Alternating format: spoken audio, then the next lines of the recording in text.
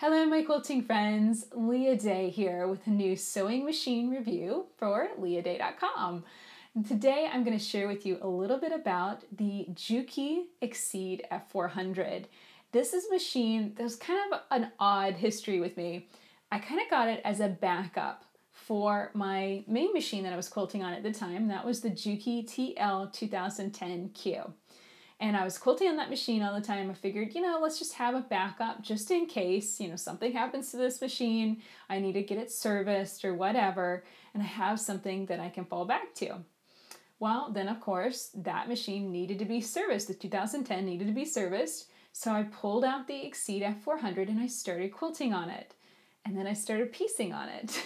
And then the 2010 came back and I didn't want us to go back to it. I just really fell in love with this machine kind of by accident. I found it to be a great all-rounder. It does a lot of different things really, really well, which is quite unusual for a sewing machine. Generally, I find that a machine is either really good at piecing or it's really good at quilting. And it's very rarely both of those things. And or it doesn't come with good feet, or it doesn't come with the features and the abilities to do all the things that I want to do with my machine. But this one kind of snuck up on me and it really does everything really well. So I want to show you how it pieces, how it free motion quilts, why I think it is so good at what it does, and why this has become the machine that I use now predominantly for all of my videos here on YouTube. So let's get on the machine and I'll share with you all the things I love about it. So the first thing I want to demo on this machine is piecing. And the reason why I think this machine is so good at piecing is because of the foot.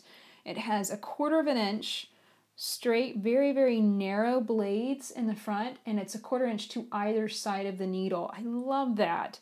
Anytime that I'm stitching binding or I'm doing like a quilt as you go technique, a lot of times I'm needing to line up on this opposite side that's, usually we're lining up on this edge of the foot. Well, a lot of times I need this edge of the foot also to be 1/4 inch, and it's so nice to have a foot like this that does that. So I slide my pieces underneath the foot and start stitching, and you can see it's so easy to see. I don't have blades or anything like a guide that's in my way, that's blocking my vision, and that's really nice. Another thing that's a great feature to look for in any machine for piecing is a knee lifter. That is a bar on the front that I'm just hitting this with my knee that's allowing me to lift that presser foot slightly. I can feel that my seam allowances are doing something funky, so I'm going to lift and just slide those straight and get them nice and flat, and then put the foot right back down again. So those are all the reasons, all features that I look for, especially for a machine for piecing. A knee lifter, a well-designed foot, also the ability to really dial down my stitch length. Let me back up here and I can easily change my stitch length here on the machine just by dialing it down. One thing that's kind of funny about this machine is that it slides down your numbers by 0.2. So instead of going to a 1.5 stitch, I usually go to a 1.6 stitch length on this machine in order to make these stitches. And they produce this really nice, beautiful, balanced stitch. So that is how this machine pieces so beautifully. I really think the key is this awesome patchwork foot. I love having 1/4 inch to either side of the needle. Really, really easy to line up my pieces and be able to stitch them so accurately. A few features on the front of the machine here. Now that we've panned out, you can kind of see it. You do have a speed slider, so you can increase the speed of your machine or slow it down. You have control. A needle up, needle down, and a thread cutter. That's your backup stitch. And then this, I had never used this, and every time I hit it, it didn't do anything. I was like, well, what is that for? It is for automatic stitching. It's basically a start-stop button. So I'm going to fold over some fabric here and just play with it for you so you can see how it works. You have to unplug your presser foot, the foot that operates the machine. And so you unplug that and then you just hit that button. Woo! You want to slow down your speed slider, don't do that. Your speed slider will really determine just how fast that goes. So make sure to have it set on medium or you'll give yourself a heart attack like I just did.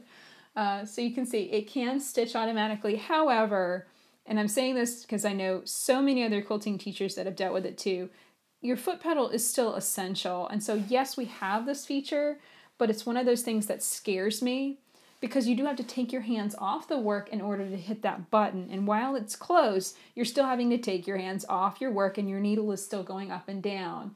So do be careful and mindful of that and make sure before you hit that button that you have your speed set. I would even start it here at the slowest setting, and then as it's stitching, slowly dial it up to where it's comfortable and you feel like you can still maintain control over what you're doing on the machine. And then just don't get distracted, you know, keep your focus so that way you know what you're doing and you can continue to piece very accurately. Okay, so now that I've shown you how this machine pieces, let's move on to machine quilting. So I've placed a queen size Supreme slider on the machine and grabbed a quilt sandwich so that way I can stitch something out for you. And I want to show you the main reason why I love free motion quilting on this machine, and it is this foot. Really, feet are the key to using machine and loving it. This foot is so well designed. It's got a very thin base here with an open toe so you can really clearly see the needle. This is not designed to hop on the machine. It's not designed to go up and down. It's designed to hover.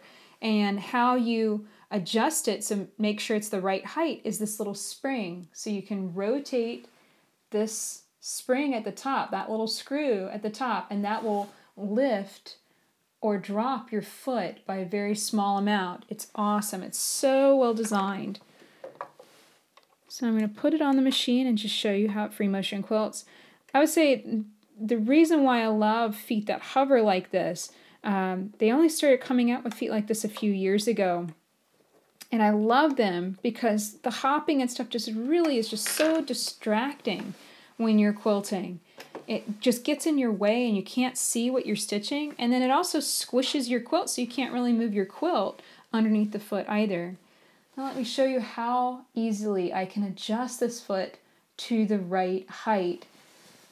So I just come over here, the screw is kind of in the back right here, and I just adjust it, I rotate, and you can see it's lifting the base of the foot. Now there's a little bit too much space, so I'm going to rotate my finger the other way and lower that screw down, and now it's just skimming the surface. And sometimes I like the foot to slightly squish the quilt. That gives me just a little bit more control if I'm wanting to quilt on a small scale. So that looks good.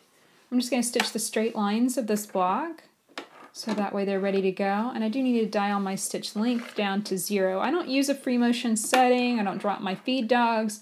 I just drop the stitch length down to 0 and I grab some quilting gloves. So everything's in place. I'm ready to go and I'm just going to begin stitching. And this is just straight lines that I've marked in order to do a design on this block. But I can see what I'm doing. I can see where I'm stitching. The harp space, the distance between the needle and the back of the machine, is about 8 inches, which is actually quite a lot of space for such a small machine. And I have quilted a king-size quilt on this machine. It's quite possible to fit very large quilts, even within this small harp space. So that's how it's free motion quilting. Just very, very simple and easy to control. I'll go into a recent design that we just learned.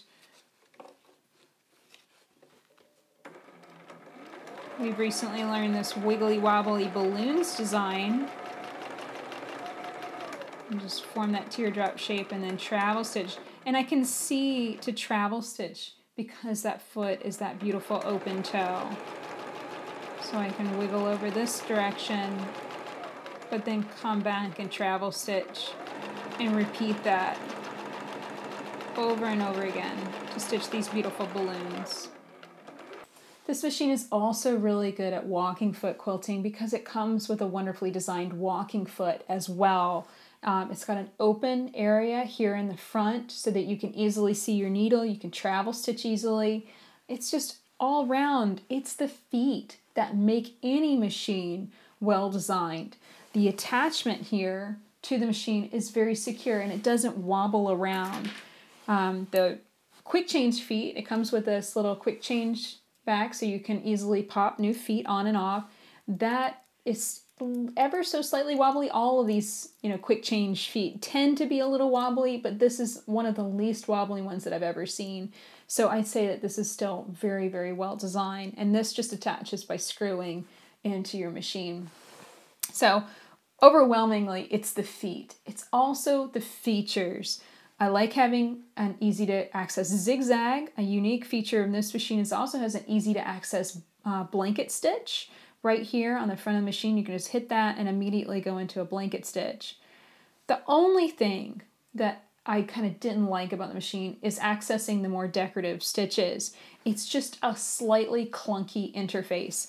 And for that reason, I've always had to keep my machine manual really close at hand, just so that I can remember exactly, okay, what do I need to hit in order to find those decorative stitches? Because it's not really obvious how to access them. There's lots and lots of stitches in the machine, but I had to take off the top plate that has all of the decorative stitches on the top because I feed my Isacord thread from the top of the machine. So for those reasons, I keep my manual close by just whenever I'm wanting to access those extra decorative stitches. And that's really not that big of a deal because I rarely ever use those. No machine is absolutely perfect. Another thing I had to add is some extra lighting. I've added a little strip of LED lights here on the top just to improve my lighting ever so slightly, make it a little bit brighter so I can see what I'm doing. But other than that, this machine is a rock star for piecing and free motion quilting. I have made hundreds probably by now of videos on this machine and definitely made many, many beautiful quilts. So I think all around it's an excellent machine for garment sewing, piecing, and machine quilting. So that's it for the sewing machine review for the Juki Exceed F400. I really hope that you've enjoyed learning more about it and you'll check it out with a local dealer near you. Remember, not every machine is perfect. There's always going to be those little things that are a little annoying or clunky or just a little user unfriendly. But you have to look at, what are the foundations of a machine, of what makes a good machine. The number one thing is having the right features for you. For me, the reason why I ended up switching this machine is I really wanted to be able to zigzag stitch and blanket stitch. And the other machine, the Juki TL 2010, is just a lock stitch machine. The needle goes up and down. It doesn't do that. So that's a reason why I switched to this machine. Also the feet, the actual connection between your fabric and your machine. The feet are so essential. You have to always pay attention to how those feet attach to the machine, how secure that connection is. Does it wobble around a whole lot?